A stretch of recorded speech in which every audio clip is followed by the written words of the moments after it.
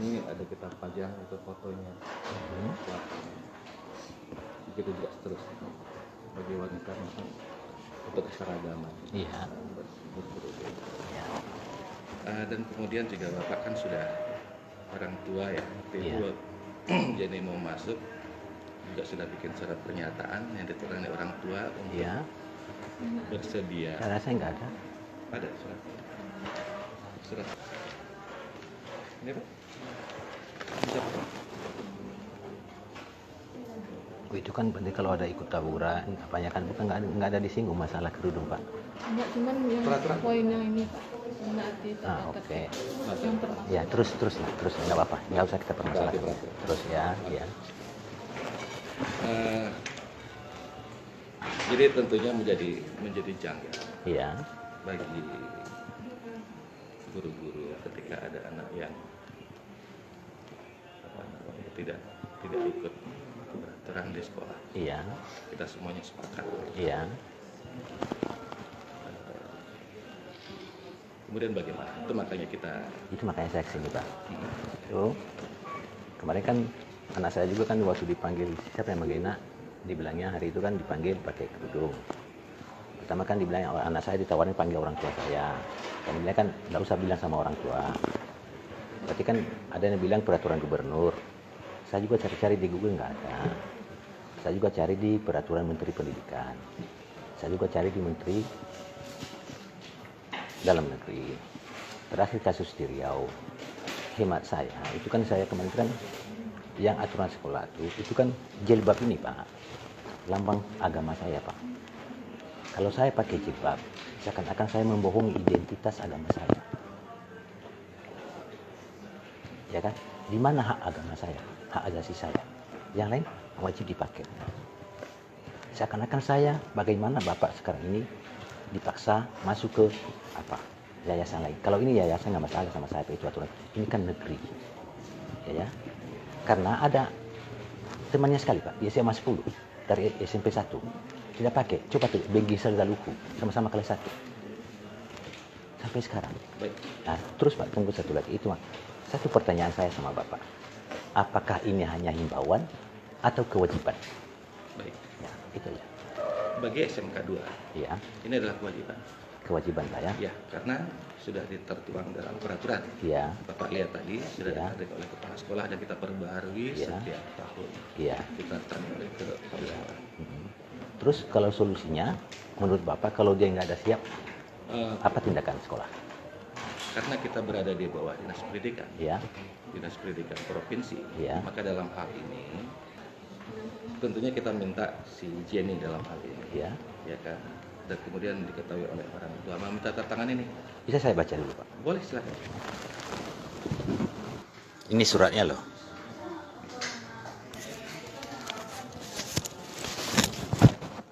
Dan kemudian nanti juga kita minta Bapak di sini. Ya, masalah. Karena peraturan sekolah kita setelah ditantangani oleh kepala sekolah, kita kasih tembusannya ke dinas pendidikan. Nggak masalah. Jadi dinas pendidikan juga tahu.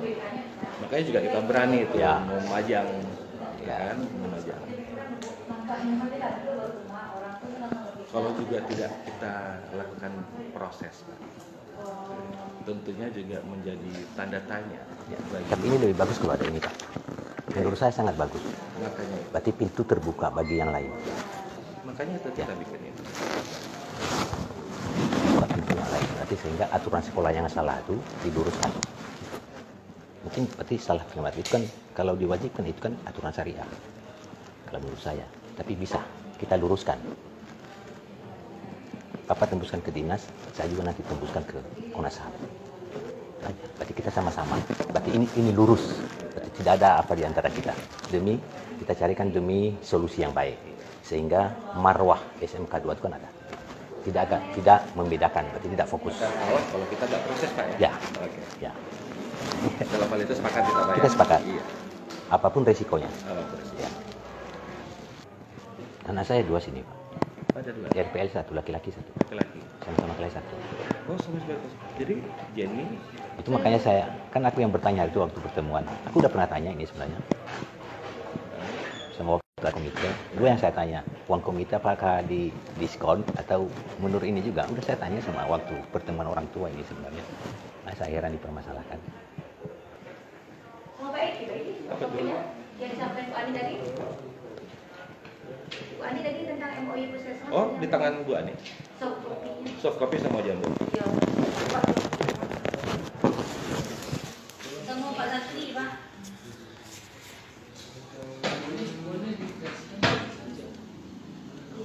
Ya, Bu Ani sini.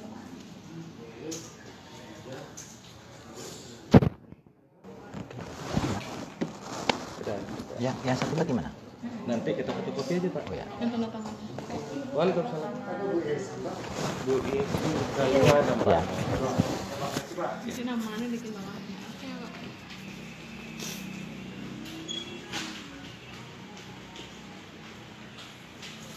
Oke. Foto Pak. Itu lagi.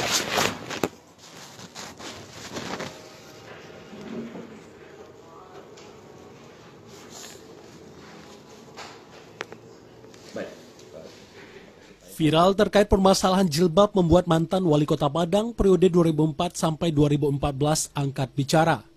Sebagai orang yang menginisiasi lahirnya program berjilbab tersebut merupakan bentuk kepedulian kepada kaum perempuan untuk menjaga auratnya dan bentuk pengembalian budaya Minang, di mana seorang wanita Minang tersebut berbaju kurung dan memakai jilbab.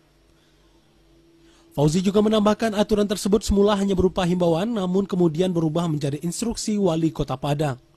Saat itu, SMA sederajat merupakan bagian dari perangkat daerah pemerintah kota kabupaten. Dirinya menilai kebijakan tersebut sudah bagus dan tidak perlu dicabut. Dirinya juga menyarankan bagi orang tua yang tidak suka anaknya memakai jilbab, tinggal pilih sekolah yang sesuai yang diinginkan. Dan itu, kalau hari ini ada sekelompok yang memprotes, ketahuilah tidak ada satupun guru yang berkeinginan mencelakakan anaknya. Saya juga seorang guru soalnya. Dan itu keinginan dari guru kepala sekolah agar ini seragam kepada anak-anak, agar tidak ada anak-anak yang tidak berjilbab kemudian dibully oleh teman-temannya, atau mereka dengan tidak berjilbab rambutnya warna-warni bikin cemburu yang lain. Ini kan tidak bagus ya. Dari itu saya memprotes kalau kebijaksanaan ini dihapuskan. Karena bagaimana nasib keponakan kita yang generasi berikutnya, tentu dia akan bebas lagi. Dari itu ini hanya sekelompok orang kecil saja yang miskomunikasi. Kita perlu duduk bersamalah kepada tokoh masyarakat, dan saya mendukung dari dunia pendidikan bahwa berbusana muslim ini cermin dari Sumatera Barat, khususnya Kota Padang. Dirinya juga pastikan tidak ada tenaga pendidik dan guru di sekolah yang akan mencederai dan mencelakai anaknya, termasuk juga tentang kebijakan mengenai jilbab. Hal ini juga akan memberikan rasa aman kepada siswa itu sendiri. Vicky Trisaputra. Tidak boleh sama sekali membuat peraturan atau himbauan kepada peserta didik untuk menggunakan model pakaian kekhususan agama tertentu sebagai pakaian seragam sekolah, apalagi jika tidak sesuai dengan agama atau kepercayaan peserta didik. Hal tersebut merupakan bentuk intoleransi atas keberagamaan, sehingga bukan saja melanggar peraturan undang-undang, melainkan juga nilai-nilai Pancasila dan kebinekaan. Untuk itu pemerintah tidak akan mentolerir guru dan kepala sekolah yang melakukan pelanggaran dalam bentuk intoleransi tersebut. Selanjutnya saya meminta agar pemerintah daerah sesuai dengan mekanisme yang berlaku, segera memberikan sanksi yang tegas atas pelanggaran disiplin bagi seluruh pihak yang terbukti terlibat, termasuk kemungkinan menerapkan pembebasan jabatan.